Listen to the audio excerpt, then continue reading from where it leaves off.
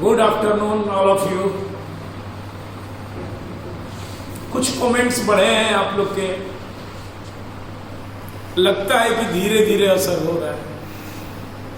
जल्दी असर होना चाहिए, पढ़ाई का असर जल्दी चाहिए भाई। पढ़ाई धीरे धीरे नहीं, पढ़ाई जल्दी जल्दी, असर इसका फास्ट होना चाहिए। मेमोरी पावर मुझे अच्छा चाहिए, पकड़ने की क्षमता अच्छी होनी चाहिए। कहते हैं ना, क्लास में बैठते हो तो कहते हो फलाना लड़का बहुत जल्दी समझता है, वैसा ही सबका चाहिए। सब जल्दी पकड़े, शार्प माइंड चाहिए, शार्प, बिल्कुल तेज। किसके तरह? अनमोल रतन के तरह चाहिए, फास्ट। बात एक बार में समझ जाए तो कैसे होगा सर? हम लोग तो बहुत मेहनत करते हैं सर, पर एक बार में नहीं पकड़ पाते हैं कुछ बच्चे। कैसे करें? मेहनत करना पड़ेगा, लगना पड़ेगा, बातों को ध्यान से सुनना पड़ेगा। हम पढ़ा रहे हैं, मोबाइल चालू हो गया, वीडियो, एक तरफ कुरकुरे खा रहे हो, दूसरी तरफ वीडियो देख रहे हो, कुरकुरे वीडियो, कुरकुरे वीडियो। ऐसे पढ़ाई होता है क्या? एक कुरकुरे खा रहे हो, तब तक एक स्टेप निकल गया, वीडियो का खत्म। तो भैया या तो कुरकुरे खा लो या वीडियो को देख लो। वीडियो रोक दो, पहले कुरकुरे खा लो, चिप्स खा लो। ये एक उदाहरण है। मेरा कहने का मतलब आपका माइंड कॉन्सेंट्रेट होना चाहिए कि जब हम पढ़ाई देख रहे हैं या क्लास में या ऑनलाइन पढ़ रहे हैं यूट्यूब के माध्यम से, तो कॉन्सेंट्रेट, हम बातों को सुने और ध्यान से। ऐसे जगह पे बैठे अपने रूम में जहां शोर ना हो, क्लियर आवाज जाए टीचर। तो जब ऐसा माहौल आप पैदा करेंगे तो जल्दी सीखेंगे। बहुत बच्चे ऐसे हैं कि टेबल कुर्सी पे बैठ के पढ़ते हैं, और बहुत बच्चे ऐसे हैं कि बेड पे बैठ के पढ़ते हैं, सोने वाले बेड पे। Who is best? दोनों में कौन अच्छा है? टेबल कुर्सी अच्छा है, बेड नहीं। आपको बेड में पढ़ के नहीं बैठ के पढ़ना है, आपको सोफा पे भी बैठ के नहीं पढ़ना है। टेबल कुर्सी चाहिए। क्यों चाहिए? सोफा पे क्यों नहीं पढ़ सकते? इसलिए नहीं पढ़ सकते कि जब बेड पे सोफा पे जाके आप बैठते हैं तो आपका बॉडी रिलैक्स महसूस करता है, और जब बॉडी रिलैक्स महसूस करता है तो माइंड भी रिलैक्स महसूस करता है, और जब माइंड रिलैक्स महसूस करेगा तो पढ़ाई नहीं समझ में आएगी, कोई नहीं समझा सकता। और जब हम टेबल कुर्सी पे बैठते हैं और बिल्कुल टाइट, ऐसे नहीं, टाइट, तो माइंड एक्टिव होता है, उसका बॉडी एक्टिव होता है, मुझे कुछ करना है, फिर आप पढ़ाई अच्छे से समझते हैं। तो पढ़ने के पहले या कुछ करने के पहले ये डिसिप्लिन में है, ये डिसिप्लिन आपके बॉडी में होना चाहिए। कहते हैं ना कि डिसिप्लिन पहले जरूरी है किसी भी काम में सफलता प्राप्त करने के लिए। तो पढ़ाई पढ़ने के लिए पहला काम ही डिसिप्लिन है कि हम किस तरीके से बैठे हैं, कैसे बैठे हैं। ये नहीं कि घर में पढ़ रहे हैं तो एक तरफ पढ़ रहे हैं और दूसरी तरफ दूध पी रहे हैं कि दूध आ गया, दूध, अरे बाप, दूध पी लो, पढ़ो मत, और जब पढ़ो तो दूध मत पियो। एक काम। ये नहीं कि मोबाइल लेकर के सो गए, सोते सोते सोते सोते, हाँ देख लिया, सारा लेक्चर देख लिया सरकार, पर समझे क्या? लड्डू। तो आज से ध्यान देंगे, आप घर में भी हैं, एक्टिव मोड में बैठेंगे, ढंग से बैठेंगे, टेबल कुर्सी पे बैठेंगे, और पूरा होमवर्क और पूरा नोट्स और पूरी पढ़ाई टेबल कुर्सी पे होना चाहिए, न कि सोफा पे, न कि बेड पे। सफलता प्राप्त करने के लिए ये सारा कुछ होना चाहिए। आप क्या समझते हैं? बहुत पढ़ते हैं और खाते नहीं है तो क्या आप सफल हो जाएंगे? सर पढ़ाई से खाने का क्या मतलब है ना? मतलब खाने का भी मतलब है। आप भोजन किस तरह का करते हैं? हेल्दी भोजन चाहिए जो आपके मस्तिष्क को स्वस्थ रख सके। अच्छा खाना नहीं खाएंगे तो आपका मस्तिष्क भी अच्छा काम नहीं करेगा, आपका माइंड डेवलप नहीं होगा। और खाने के साथ साथ खेलना भी जरूरी है। खेलेंगे नहीं तो रिफ्रेश नहीं होंगे।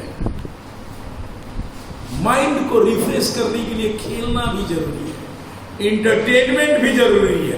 अब ये नहीं कि खेलने के लिए बोल दिया गया तो सुबह 9 बजे से लेकर 4 बजे शाम तक खेलते रहे। चलो सर बोल दिया है खेलने के लिए, खेलने से माइंड फ्रेश होता है, सुबह से रात तक खेलते रहते हैं शाम तक। नहीं, वहां 1 से 1.5 घंटा खेलना है, उससे ज्यादा नहीं। तो इसको ध्यान रखेंगे बात को बेटा, ये आपकी भलाई के लिए मैं कह रहा हूं। और ये चीज जब अपने लाइफ में उतार लेंगे बिल्कुल आप सक्सेस हो जाएंगे, कोई नहीं रोक सकता। आगे हम लोग बढ़ते हैं, प्रॉफिट एंड लॉस पढ़ रहे थे, लेकिन आज के क्वेश्चन में मैंने एक छोटा सा वर्ड डिस्काउंट भी जोड़ दिया। डिस्काउंट यानी छूट।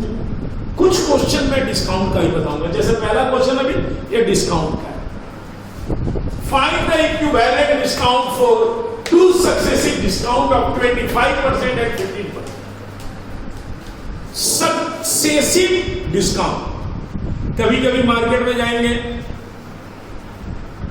दुकानदार अपने बोर्ड पे लगाएगा या बड़े बड़े शहरों में बोर्डों पे, होर्डिंग बोर्ड पे लगा रहेगा डिस्काउंट 50% प्लस 50%। 50% प्लस का चिन्ह होगा 50 यू डिस्काउंट 50% प्लस 50%। आप कहेंगे ये तो 100% हो गया, यानी ये सामान मुफ्त में मिलेगा। 50% हुआ और फिर 50% तो 100% हो गया। नहीं, ये 100 नहीं हुआ, ये सक्सेसिव डिस्काउंट। 50% उसके बाद जितना वैल्यू हुआ उसका 50%, यही ये दर्शाता है। ओके, तो हम अपने क्वेश्चन के ऊपर चलते हैं। तो फाइंड द इक्विवेलेंट। इक्विवेलेंट का मतलब समान। डिस्काउंट 2 सक्सेसिव डिस्काउंट है 25%, 50%। मैंने मान लिया लेट मी 100 रुपीज एमआरपी, किसी सामान का दाम 100 रुपए, और दुकानदार ने कहा कि मैं 25% और 50% सक्सेसिव डिस्काउंट दूंगा। ऐसे तो जोड़ोगे तो 25, 15, 40 हो गया। वो 40 नहीं देगा, सिंगल डिस्काउंट नहीं, सक्सेस। तो पहले 100 का 25% डिस्काउंट हुआ, 100 माइनस 100 का 25%, तो आपका सामान हो गया 75 रुपीज का। अब इसके बाद में फिर 15% का डिस्काउंट देगा, तो 100 पे नहीं 75 पे देगा। 75 माइनस 75 का 15%, और इसको निकालेंगे 11.25 घटाएंगे तो आ जाएगा 63.75। ओके, लेकिन 100 रुपया का सामान 63.75 में मिल गया, तो डिस्काउंट कितना मिला? 36.25। तो अगर सिंगल डिस्काउंट देना होगा तो 36.25% इन दोनों के बराबर है। यही सवाल था। ऐसे जोड़ेंगे तो ये 40% लगेगा, लेकिन सिंगल डिस्काउंट 36.25% इक्विवेलेंट है सक्सेसिव डिस्काउंट 25% एंड 15%। राइट, अगला देखते हैं। क्वेश्चन नंबर 2 देखेंगे।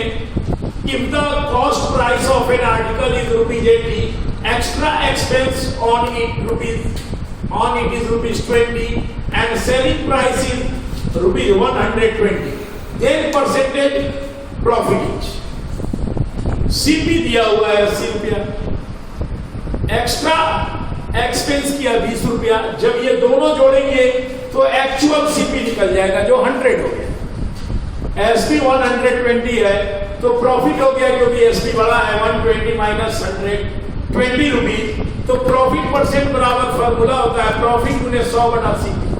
प्रॉफिट 20 है, 100 फार्मूला में, और सीपी हमारा 100 काटेंगे तो right answer 20%। Next question number 3।